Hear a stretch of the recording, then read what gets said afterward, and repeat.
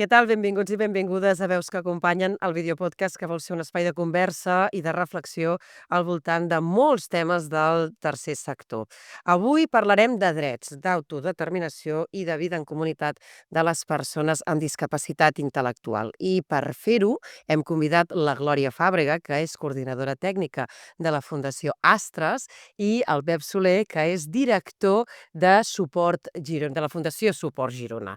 Benvinguts a tots dos. I jo el primer que plantejaria és dues fundacions, dos noms diferents, però que es fusionen i van caminant de la mà. En quin sentit?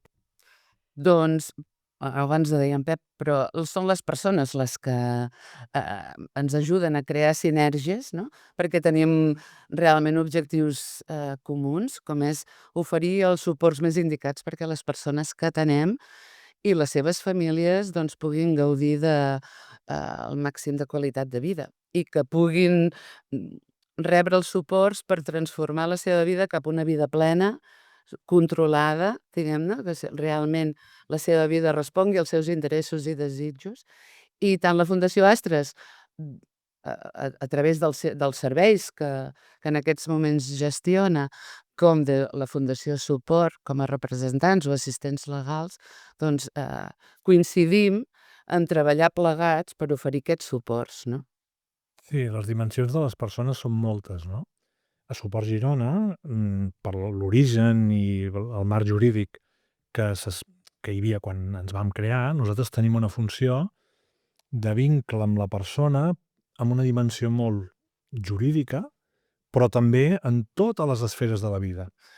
I per ajudar a les persones, per acompanyar-les, el que fem sovint és vincular-les a serveis que poden prestar uns suports molt encaminats a l'activitat laboral, a l'aspecte residencial, a la inclusió comunitària, no? Nosaltres tenim un paper que històricament havia estat el de ser els tutors legals de les persones que per la seva discapacitat tenien dificultats de gestionar els seus assumptes per elles mateixes quan no tenien un entorn que els pogués acompanyar, perquè la família o no hi era, o tenia dificultats per edat, per situacions diverses de pares, mares, germans, parents en general, i sovint també perquè estaven en entorns on se'ls vulneraven els drets i els jutges removien aquella situació per que nosaltres poguéssim desentrallar tot aquest marc de vulneracions de drets i acompanyar-los cap a una vida millor. Però nosaltres hi ha tota una sèrie de qüestions que necessitem els serveis d'organitzacions com Astres per poder assegurar que les persones tenen aquest camí, no? I això fa que ens entenguem molt bé, perquè fa molt temps que compartim una filosofia basada en els drets i que a partir d'aquí tot és molt més fàcil. Sí, realment. O sigui, ara, aquest any, celebrem 25 anys, la Fundació Astres. Però de quan vam començar, que va ser gràcies a la valentia i iniciativa de famílies, vam néixer aquí a Girona perquè famílies que els seus fills amb discapacitat intel·lectual no trobaven els recursos més indicats per tenir aquesta vida plena que abans anomenàvem, no? Doncs van decidir crear la Fundació Astres. I vam ajuntar sinergies entre professionals de l'atenció directa o de l'atenció social amb familiars de persones amb discapacitat intel·lectual. Llavors, des de fa 25 anys, Astres només ha fet que evolucionar, perquè realment tot el que és el sector d'atenció a les persones i de suport a les persones amb discapacitat intel·lectual ha evolucionat moltíssim. I ara, com deia en Pep, la nostra metodologia d'intervenció es basa única i exclusivament en el respecte dels drets de les persones.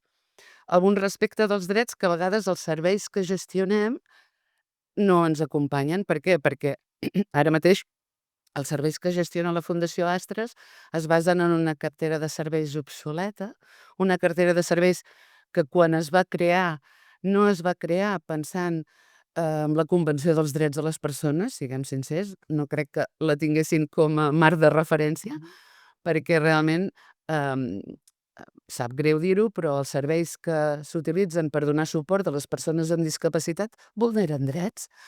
I quan nosaltres comencem com a Fundació Astres els recursos que teníem a les nostres mans eren centres ocupacionals, eren residències, eren llars residències, i ara estem en un procés d'intentar tancar tot això per realment desinstitucionalitzar i poder respondre des d'un altre vessant, no? Però això ja és positiu, tota aquesta feina que esteu fent, que ens ha portat a una transformació. Sí. Per tant, quin és el punt ara? En quin punt estem? El punt no és gens senzill, eh? Mireu, estem al 2006, al 2026. Fa 20 anys que Nacions Unides es va proclamar la Convenció sobre els Drets de les Persones amb Discapacitat. 20 anys. Molta gent relaciona aquest tractat de drets humans, el més ratificat de la història, amb un canvi de paradigma, de mirar a les persones amb discapacitat des d'una dimensió mèdico-rehabilitadora, què hem de fer per arreglar aquest cos, aquesta manera de pensar, aquesta mancança, com podem fer que la persona superi les dificultats de l'entorn, a una mirada radicalment diferent. Siguis com siguis, hem de generar un entorn en el que puguis participar de forma igual. I aquest entorn, perquè pugui facilitar això, hem de remoure obstacles, però alhora hem d'aportar-hi els suports que facin que la teva participació sigui en igualtat de condicions amb els altres. Això sol, aquesta idea de dignitat humana equivalent en el gaudiment dels béns socials, d'allò que considerem que és bo i per tothom és bo, tenir la pròpia família triada i viscuda, viure allà on volem, relacionar-nos amb qui volem, tenir expectatives de desenvolupament personal i laboral, per les persones amb discapacitat havia estat negat sistemàticament durant molt temps. I tothom es veia amb cor de dissenyar la vida que havien de viure.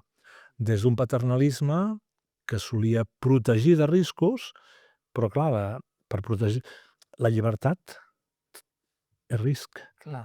I per protegir de riscos limitàvem la llibertat. Avui hem après que això vulnerava drets humans. Quan ens vam crear, si miràvem a l'administració ens deia no, vosaltres heu de protegir. Vosaltres heu d'eliminar aquests riscos de la vida de la gent. I nosaltres, en el cas de Suport Girona, com a fundació tutelar en aquell moment, encara un plus, no? Sou els responsables de la seguretat. I sempre hi ha un dilema entre seguretat i llibertat. Doncs bé, avui aquest dilema, afortunadament, des de la mirada de drets humans, ja ha canviat de bàndol. I el pes de la balança l'ha de tenir la llibertat.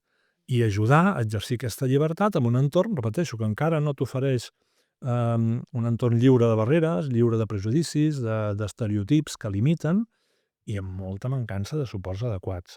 I aquí és on estem, no? Lluitant per sortir d'aquesta rigidesa. 20 anys després encara hi és. No s'ha canviat els esquemes que vulneren drets humans i que l'administració paga sabent que amb aquest finançament i aquestes normatives encara estem lluny de complir els drets humans. Ho disfressem amb moltes coses, atenció centrada en la persona, però que no se'ns escapi, perquè si se'ns escapa d'aquest centre que li hem dibuixat, malament rai, si no vol estar... Sí, és així. És així. Sí. El que volia aportar també era que una mica, clar, l'itinerari que hem seguit i els canvis que volem portar a terme no es pot fer des de zero. O sigui, ho has de fer tenint en compte l'històric, tenint en compte d'on venim, tenint en compte els recursos i la manera que s'han desenvolupat aquests recursos i sobretot també tenint en compte que la mirada cap a la discapacitat intel·lectual, cap a la persona amb discapacitat intel·lectual, tampoc és que hagi canviat amb el temps. Exacte, és que ara s'ha de canviar totes les visions. S'han de canviar, jo sempre dic, tots són vasos comunicants. O sigui, evidentment s'ha de canviar la llei, s'ha de canviar els recursos, s'ha de canviar la manera com des de l'administració s'entén els suports a les persones amb discapacitat intel·lectual, però això ha d'anar acompanyat d'un canvi de mirada des de la comunitat, un canvi de mirada des dels professionals, i si agafo els professionals després, què estan estudiant els professionals a la universitat, què estan estudiant els futurs professionals en un cicle formatiu, i després les famílies també. Com oferim suport a les famílies? Perquè avui dia hi ha moltes famílies que encara se senten soles. Quan tenen... Avui un nen neix amb una discapacitat intel·lectual i la seva família avui dia encara està en un món una mica caòtic, encara de recursos. Sorprèn, això que acabes de dir. No, o sigui, realment s'ha evolucionat, però aquests vasos comunicants no evolucionen en paral·lel. Val? I des de la Fundació Astres sí que hem observat que termes que a vegades abans utilitzàvem ara han quedat obsolets, val? I estem parlant de desinstitucionalització, estem parlant de projectes de vida, estem parlant de desitjos, de necessitats, d'igualtat, val? I això són les paraules claus que mouen tots els projectes. Però continuem parlant de residències, continuem parlant de llars residències. Llavors, el nostre repte és, tenint present que encara ens paguen, diguem-ne, per tenir una residència, com fem per anar-la deconstruint? Com ho fem perquè realment la institució no marqui en absolut els suports que rep la persona? Com traslladem allò a la comunitat? Sí? La persona viurà en una residència, però la persona viu en comunitat. Doncs treballem aquests suports des de la comunitat. I per això necessitem, no ho podem fer sols, la comunitat ens ha de donar un cop de mà, els ha d'incloure. Els drets de feina, de lleure, de dret a la sexualitat, de triar amb qui visc, tot això ho hem de fer en comú amb la comunitat, amb les famílies, amb els professionals, amb l'administració, amb tots aquests vasos comunicants que al final fan que la persona estigui inclosa, igual que estic jo, igual que ho estàs tu. M'explico? Sí, és aquesta inclusió que depèn de com tenim la sensació, no m'agrada utilitzar el terme fals, no? Però que coixeja molt, perquè clar, no? Hi ha uns suports que estan destinats a aquella persona en aquell moment determinat, en el moment que aquella persona, pel que sigui, decideix que no vol viure, per exemple, en un pis tutelat, en una residència, i que diu, ostres, doncs mira, he heretat un pis de la meva tieta i me'n vull anar amb 2 amics més a viure, no? Aquest suport econòmic, d'acompanyament, de professionals, el perd. Per tant, Aquest perd suport es tota la queda a la llibertat, plaça, no? es queda a la part de dintre de la porta del centre institucional. Tenim un article fantàstic a la Convenció, que per mi és l'objectiu final d'aquest marc de drets humans, que és el dret a la vida independent i la inclusió a la comunitat, que comença dient que tothom té el dret de triar on viu, amb qui viu, i no veure's obligat a viure d'una forma predeterminada pel fet de tenir una discapacitat. Que per aconseguir això hauria de poder gaudir d'una bateria de serveis que s'adaptés a les seves voluntats i preferències, dirigit per la pròpia persona i orientat a la inclusió comunitària. Doncs bé, encara hi ha plans governamentals que es gasten els diners en construir esquemes institucionalitzadors que perpetuen el model en el que qui tria amb qui vius és un subdirector general de l'administració, que diu, a tu et toca aquella plaça, i en aquella plaça, si tens la sort de tenir bons companys, perfecte, i si no, ja els aniràs coneixent. Clar, et tracen com el camí, no? Ja, vull dir, ja des de petit Des de petit, pots arribar a entreveure com aniràs evolucionant al llarg de la teva vida. És molt probable. aquest marc de drets, que no els hauríem d'estar negociant mai més, són drets humans. Els drets humans no es negocien, s'apliquen. I podem negociar com els apliquem, però no el que diuen. Ens posen en qüestió del tot l'escola especialitzada. L'escola especial segrega. I si naixem i creixem en entorns segregats, necessàriament en la mentalitat de la gent es va fent, no, aquests nens són diferents. Aquests ciutadans nens deuen tenir una diferència que marcarà tota la nostra vida, perquè clar, si no viu al meu replà, té la mateixa edat que jo, però va a una altra escola, he de pensar que no és igual que jo. No? En el món laboral, l'esquema que avui encara finança l'administració no permet massa joc. Centres especials de treball. La paraula especial ja està en contra del que diu la Convenció, que hem d'acompanyar la persona perquè pugui treballar en un mercat obert, inclusiu i accessible. Hi ha centres especials de treball que amb la mateixa normativa han fet tots els esforços del món per ser realment inclusius i que les seves feines s'incloguin a la comunitat. N'hi ha que encara veus el monitor amb una bata d'un color, la persona amb discapacitat amb la bata d'un altre, que van a lavabos diferents i que després tothom, això sí, tothom fa inclusió. Doncs clarament hem de canviar aquestes coses. Escoles, centres especials de treball, transformació de tot l'esquema, utilitzar els diners d'una altra manera i tota la part residencial i dels suports durant els dies, que s'hauria de personalitzar.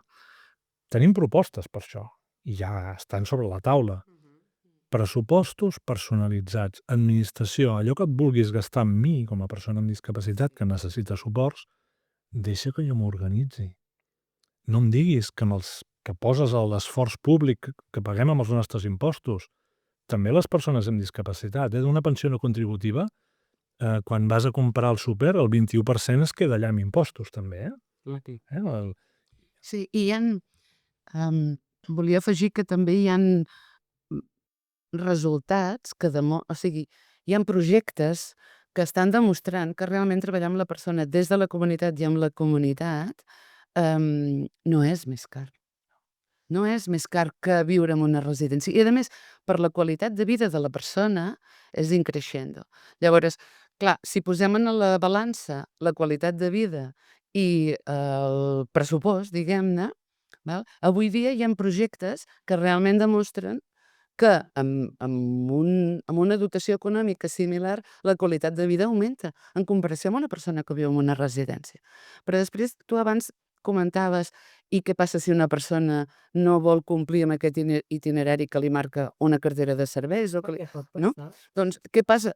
Doncs que es queda sense.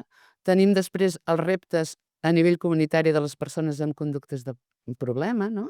Amb persones que realment tenen, per no veure complert els seus desitjos o la seva planificació de vida independent, realment algunes persones tenen un trastorn mental que afecta la comunitat, però que l'afecta en ell. I què fan? Pam, directament cap a una residència, medicalització, absolutament, comunitats que aïllen a la persona, no? O altres reptes que tenim, tenim uns recursos que estan pensats per atendre les persones, però aquelles persones evolucionen. I una persona amb discapacitat també es fa gran. I una persona amb discapacitat intel·lectual, quan es fa gran, no és el mateix que quan em faig gran jo, perquè a vegades hi ha persones que es fan, cognitivament es fan grans abans dels 65, que suposadament als 65 tots hem de ser uns avis, no? Aleshores, amb les persones amb discapacitat exactament el mateix. I en canvi el recurs que se'ls ofereix és el mateix de quan tenien 20 anys.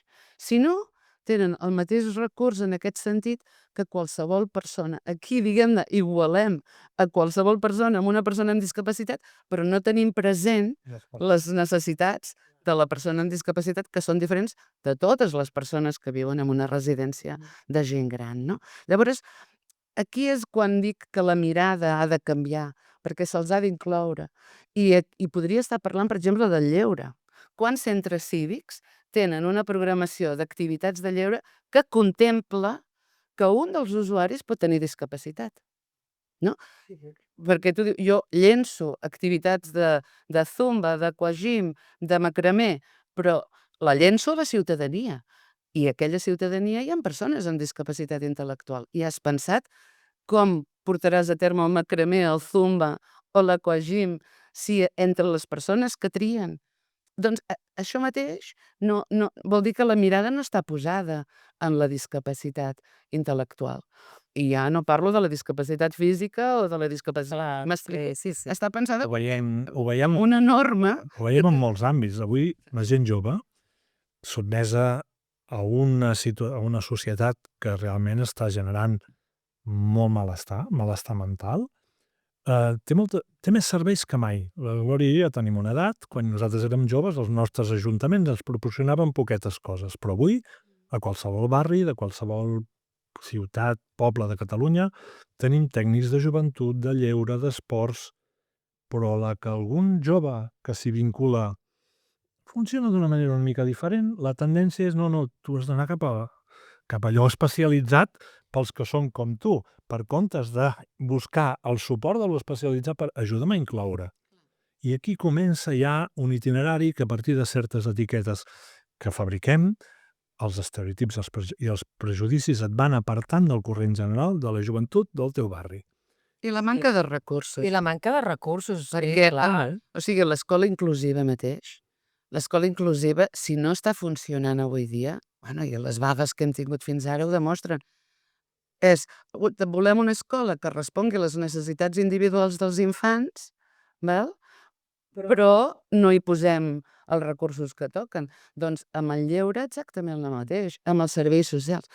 Vull dir, si parles d'atenció centrada en la persona, creu-t'ho. Atenció centrada en la persona vol dir que totes són diferents. Ja s'ha convertit en un estereotip, i estem evolucionant. Els que volem anar més enllà, parlem de suports autodirigits, que s'escapa una mica de la idea de tota una colla de professionals mirant una persona i dient-li tu queda't aquí al centre, perquè ens centrarem en tu, però no se'ns escapis. Inclou-la, perquè si no, què escoltaràs? No, anava a dir que hi ha la banda dels recursos, no? Que és inevitable, parlar de recursos econòmics, vull dir, és claríssim, perquè si no després tampoc es pot fer bé aquest acompanyament. Però el canvi de xip que tu deies, Glòria, fins i tot a nivell de dirigir-nos i de parlar d'aquest col·lectiu, no? De persones amb discapacitat intel·lectual, vull dir, hem de fer també el canvi de xip perquè fins ara es deia hem de tenir cura de, no? I ara ja no és tenir cura, és acompanyar, donar suport i fins i tot de, no sé, aquestes etiquetes que tu també em feies referència. Vull dir, per tant, el canvi de xip ja el podem començar a incorporar nosaltres, no? Entre tots. Entre tots. Entre tots, sí. La societat en general té un deure. Les administracions tenen el deure concret. Article 8 de la Convenció els diu heu de fomentar campanyes que posin en valor la diversitat humana i la discapacitat com a part d'aquesta diversitat humana, posant en valor que la diferència no ens fa pitjors societats, al contrari, ens enriqueix i ens enforteix. Per tant, aquest deure específic encara es considera com una cosa a negociar, quan és un dret de les persones i un deure de les administracions. I ens hem acostumat molt a que l'evolució ens la marquen els pressupostos i les polítiques, però clar, estem parlant de drets. I un dret que depengui del polític que em posen no és ben bé un dret, és una altra cosa.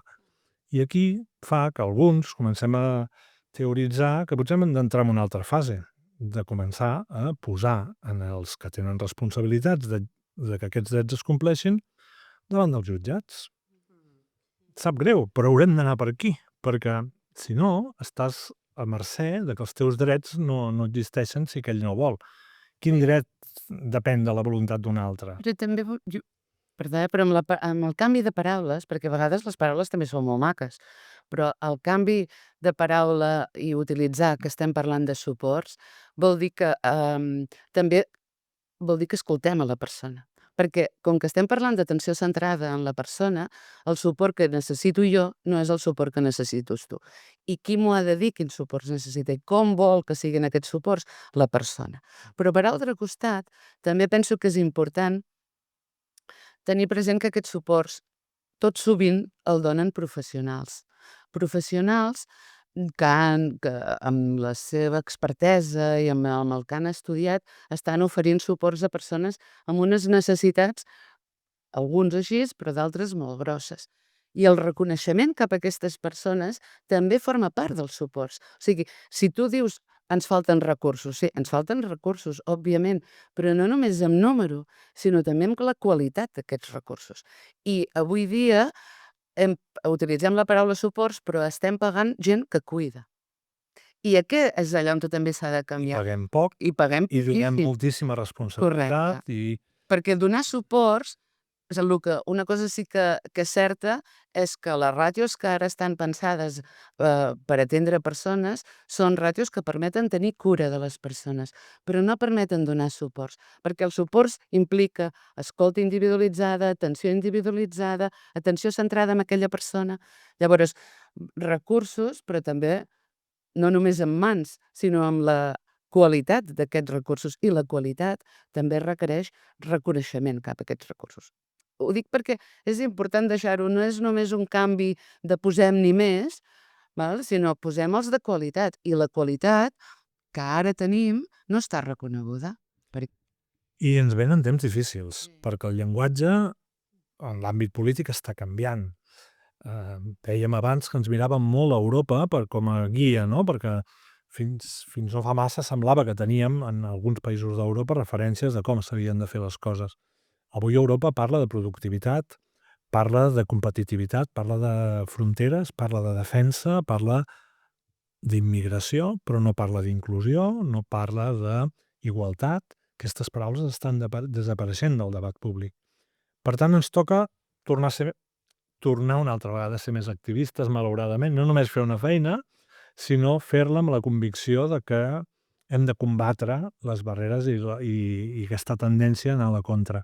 I també és important donar-ho a conèixer perquè fa la sensació, dona la sensació que només et preocupes o només t'informes d'allò que t'afecta directament. Per tant, avui també aquest objectiu des de Veus que Acompanyen era precisament això, que vinguéssiu a explicar quina és la problemàtica, la situació i cap on hem de caminar.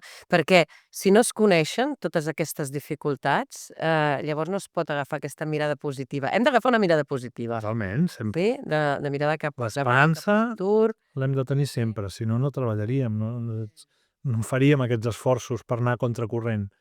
El que passa que necessitem rearmar-nos constantment per treballar de la manera correcta, sovint contra normatives obsoletes que saps que poden inspeccionar.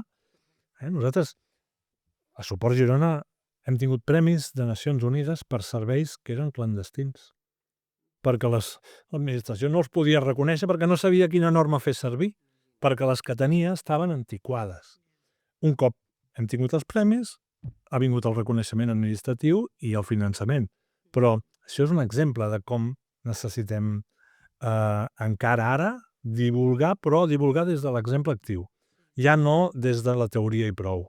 I això és el que ens fa, amb Astres i Suport Girona, aliats de la prova, assumint uns riscos que poques entitats del sector estan en condicions d'assumir, però nosaltres jo crec que som valents en aquest aspecte i estem donant suport a vides en comunitat que en molts altres llocs no hi hauria cap dubte que haurien d'estar en situacions d'institucionalització i molt tancades. Doncs escolteu, moltíssimes gràcies als dos. Has parlat d'aquesta aliança que teniu entre la Fundació Astres i Suport Girona i Fundació Astres, 25 anys.